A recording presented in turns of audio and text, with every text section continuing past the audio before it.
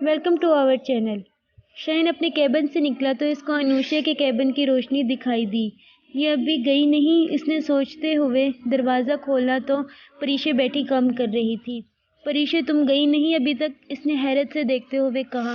سر وہ میرا مطلب آپ نے کام کرنے کو دیا تھا اور وہ آپ کو آج ہی چاہیے تھا نا، تو یار کل دے دیتی، ابھی اندھیرا ہو رہا ہے اور باہر بارش بھی ہو رہی ہے۔ سر پھر آپ نے ڈانٹنا تھا کہ میں نے شام تک کہا تھا، آج کیوں دی؟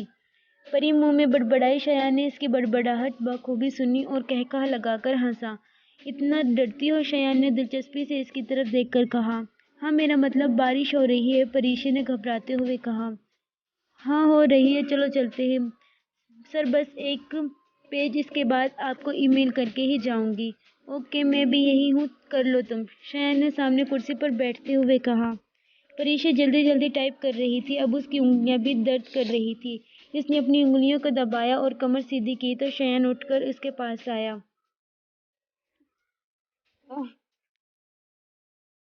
سر سے میں کر دوں؟ نو سر میں لاؤ، کوئی بات نہیں، شایان نے اس کی بات کاٹ کر کہا اور ایک ہاتھ اس کی کرسی پر اور دوسرے سے ٹائپ کرتا نیچے کو جھکا۔ اس کا چہرہ پریشا کے چہرے سے بالکل قریب تھا۔ پریشا پوری طرح گھبرا چکی تھی۔ سر آپ ہی بیٹھ جائیں، اس نے اٹکتے ہوئے کہا۔ اٹھ بھی نہیں سکتی تھی ورنہ اس کا چہرہ شایان کے چہرے سے مس ہو جاتا۔ ہم ضرورت نہیں، اس نے اسکرین پر نظریں مرکوز کرتے کہا۔ بظاہر تو کام کر رہا تھا پر نظر اس کی پریشا کی حرکتوں پر تھی۔ ایک دم سے بجلی چمکی تو پریشا اس کے اور پاس ہو گئی۔ بجلی کے چمکنے سے تو وہ بچپن سے ڈرتی تھی، اس کے ایسے کرنے سے۔ شایان نے اس کی طرف دیکھا۔ پریشا آنکھیں بند کیے بیٹھی منہ میں کچھ پڑھ رہی تھی۔ شایان اس کو دیکھ کر مسکرایا اور دوبارہ کام کرنے لگا۔ لو پریشا مس، اتنی سی بات تھی، ہو گیا، شایان نے پیچھے ہوتے ہوئے کہا تو پریشا بھی اٹھ کھڑی ہوئی۔ اس نے اپنا بیگ اٹھایا ہی تھا کہ ایک دم سے بجلی چلی گئی۔ یہ کیا ہوا سر؟ اس نے سہم کر پوچھا۔ موسم کی خرابی کی وجہ سے شاید لائٹ چلی گئی ہے، میں دیکھتا ہوں۔ نہیں، شایان آگے بڑھنے لگا کہ پریشا نے اس کے بازو پکڑ لیا۔ شایان نے اس کے ہاتھوں میں قید اپنے بازو کو دیکھا، پھر اس کی طرف اور کہا، کہیں نہیں، بس لائٹ کو دیکھنے لگا ہوں، ڈرو نہیں۔ مجھے ڈر لگتا ہے اندھیرے سے اور اوپر سے موسم۔ اس نے اندھیرے میں اس کے چہرے کو دیکھنے کی ناکام کوشش کرتے ہوئے کہا۔ اچھا ایسا کرو، میرے کیبن میں میرے ساتھ چلو، وہاں چھوٹی لائٹ جل رہی ہوگی، کچھ تو روشنی ہوگی نا، چلو۔ سفیان، عاصم اور شہیر کا کیبن نیچے کی بلڈنگ میں تھا، جبکہ انوشا، انا اور شایان کا کیبن اوپر تھا۔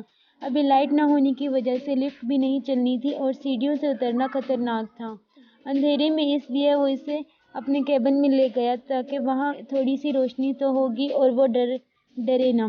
کیبن میں آ کر شایان نے وہ لائٹ جلائی، جس کی روشنی میں اس نے دیکھا کہ پریشا رو رہی تھی۔ فوراً آگے بڑھا اور اس کا چہرہ اوپر اٹھایا۔ ارے رو کیوں رہی ہو؟ میں ہوں نا، چپ ہو جاؤ، وہ اس نے اس کے آنسو صاف کرتے ہوئے کہا۔ مجھے بچپن سے ڈر لگتا ہے اندھیرے سے، اس نے آگے ہوتے ہی اس کی شرٹ کو مٹھیوں میں جکڑتے ہوئے کہا۔ وہ بھلا کہاں اس کا درد جان سکتا تھا جو اس اندھیرے کی باعث اس نے سہا تھا۔ چپ، اس نے اس کا سر سہلاتے ہوئے کہا۔ آج وہ پہلی بار اس کو اتنا قریب سے دیکھ رہا تھا۔ بلا شبہ وہ حسین سے بھی حسین تھی۔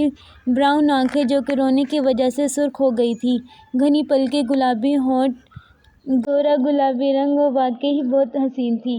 سر لائٹ کب آئے گی؟ اس کو خود یوں تکنا پا کر اس نے نہایت معصومیت سے پوچھا کہ شایان کو وہ بہت پیاری لگی۔ رکو میں فون کرتا ہوں، اور جیب سے فون نکال کر کرنے لگا۔